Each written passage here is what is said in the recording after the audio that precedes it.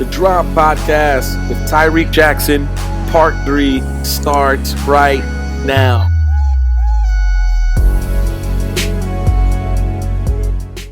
We'll go to your next question. I want to finish this thought.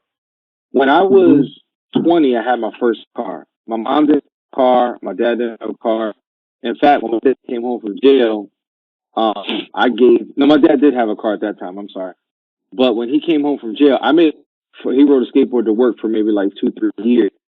Could have bought a bike.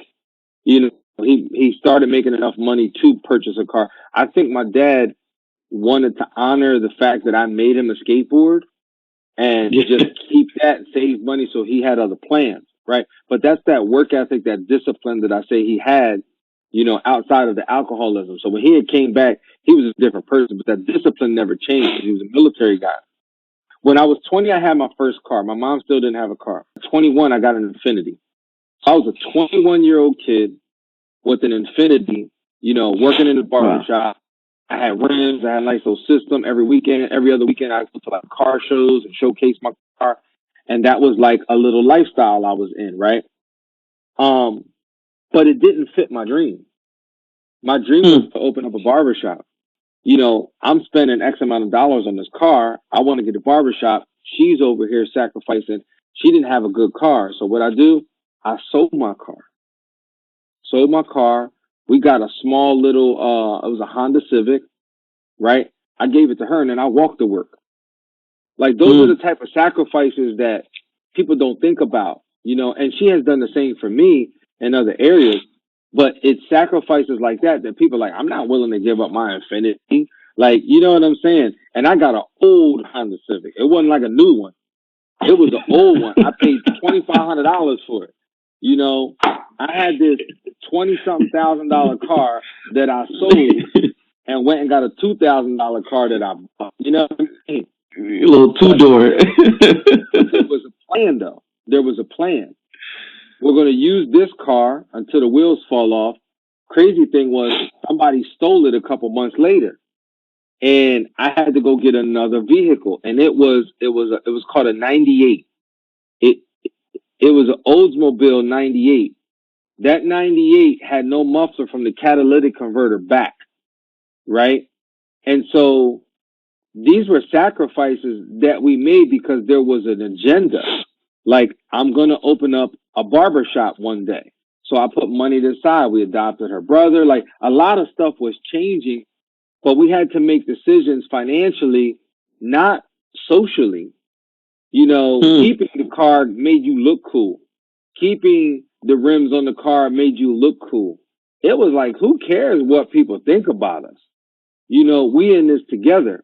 And if that means we got to drive around in this car with no muffler, then this is what we're going to do, because in a few months, in a year, in 2 years, we had a plan. The crazy part was we did all this stuff to grow and got rid of the car, got into putt-putt. She's still in college. We're doing all this stuff. And we adopted her little brother, so we moved into a townhouse, more expenses, right? All this stuff was happening. All my money that I was saving, all the stuff I had made sacrifices to do, we ended up buying new furniture, just all this stuff. So I go to the shop that I was working for 8 years, and I tell the owner, hey, I ask him, I've been here 8 years, never missed a late payment, nothing. Can I get a $25 raise? I just wanted a one haircut raise, basically. And he said no. And it was the thing that needed to motivate me. It's what I needed to hear. I was frustrated. I was hurt. I was disappointed because I was such a servant and I worked so hard at that place. And it was the best no I ever got. It really was. And I don't think that was his intention. I believe God said no. He's going to say no, because if he says yes, you're going to be stuck here for a long time. And I have greater things for you. And so that no that he gave me pushed me to sacrifice and say, all right, boom. So I went home, and my wife says she remembers the day that I was sitting on the steps inside the house, like just frustrated. She's like, what's the matter with you? And I was disappointed. And then I told her, I said, we're going to open up a barbershop. And she paused for a second. She looked at me, she did one of these things. And she says, we're getting married in a few months. And I was like, I know. And she's like, we're getting married. You want to open up a barbershop. I don't know how we're going to do that. And I said, trust me, we're going to open up a barbershop. We still going to get married, and we're going to go on honeymoon. And I had to stick to my word. If I didn't stick to my word and I didn't execute, I made sacrifices. I packed lunch, didn't eat out, I walked to work. Like I made my sacrifices, you know. But I had to be a man of my word. I told my fiance, right, who is now my wife, that was once my girlfriend, that this is what's happened. I need you to hold me down for 2 months with the basic bills, just the basic bills, nothing extra. I downgraded on my cell phone plan. I mean, I made some changes, right? And I walked to work. I didn't eat out. I saved my money. And in 2 months, I opened up my first barbershop with $300. And so $300? $300. Wow. I creatively created a contract with the landlord, right? That gave me some time without any money.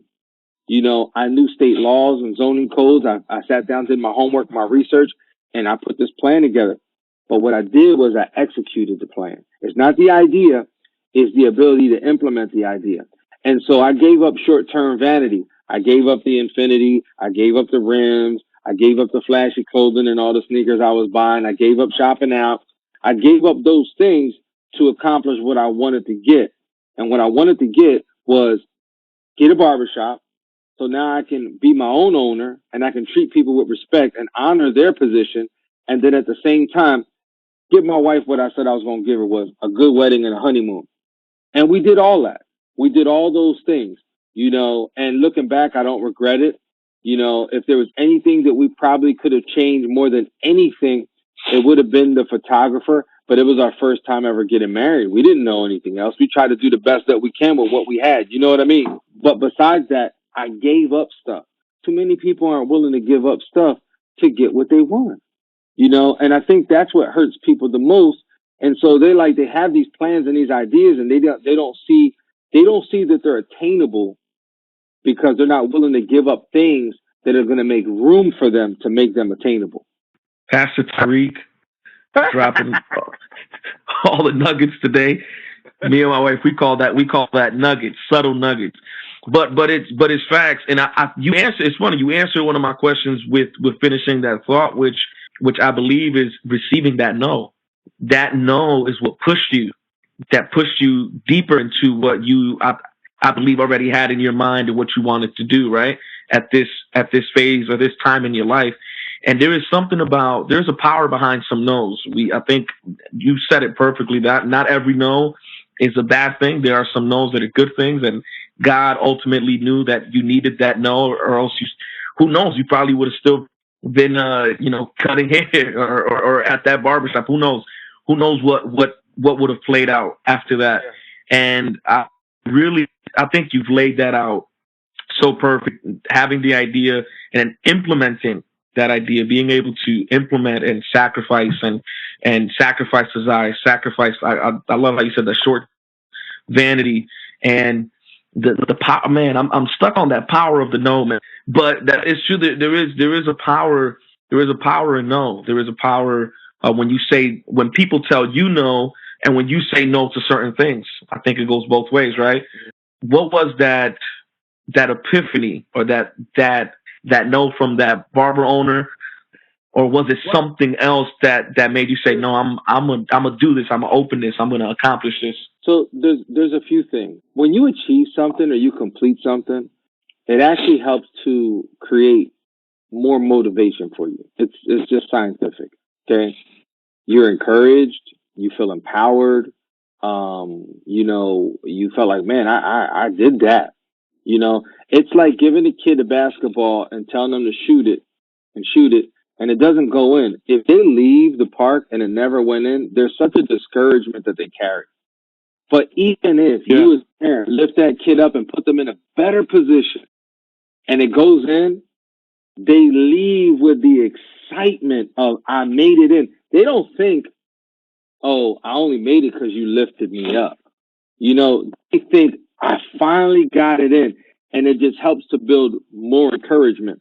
So what has shifted my mindset, I do believe God has given me discernment and he has just gifted me in many different ways, and I'm so appreciative of the people that he has placed in my life, the relationships that I have built along the way. One of the people who was such a strong influence in my life, I had family at home, right? My mom and dad. My mom taught me how to love. My dad taught me how to work. My principal in 8th grade taught me how to teach, like how to think. Wow. She taught me how to think, rather. She taught me how to think different, how to see myself different than what I was, and how to envision what I wanted. And she gave me goals. Not only did she give me goals, she gave me strategy. And so because she taught me, if you want it, you make a plan. We can write a plan all day. I can write a vision board. I can write it on a piece of paper. But if I don't have a strategy on how to execute that plan, it's not going to get done. It's just an amazing idea. Take a look at what I got, and that's it. Yeah. So she's taught me how to think. She taught me how to think different. She taught me how to envision, and then she gave me strategy.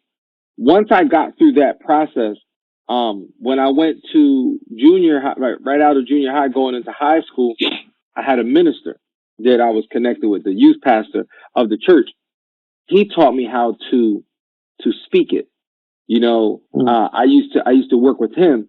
So then he taught me how to believe in it and speak it. So I had strategy, I had plan, I had love, and I had hard work, right?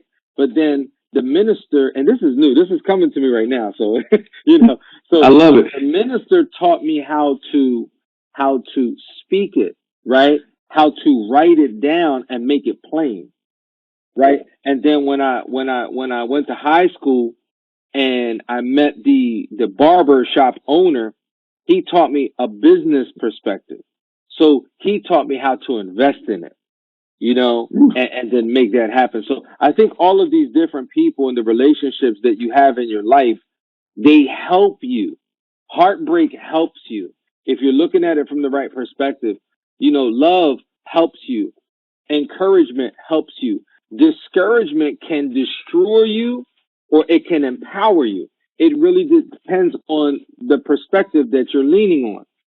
Right. I'm going to give you this, and I shared this before on a different live. People ask me, Tyrik, how come you never drank alcohol, smoked, tried any drugs? And I tell them, well, my dad was an alcoholic, right? I got a cousin.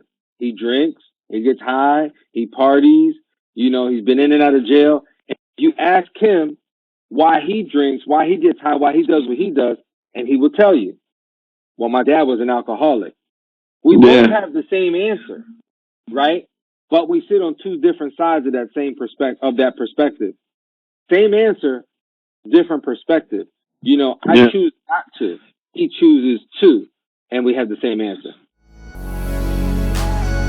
Make sure you tune in next week for the last part of this interview. This is The Drop.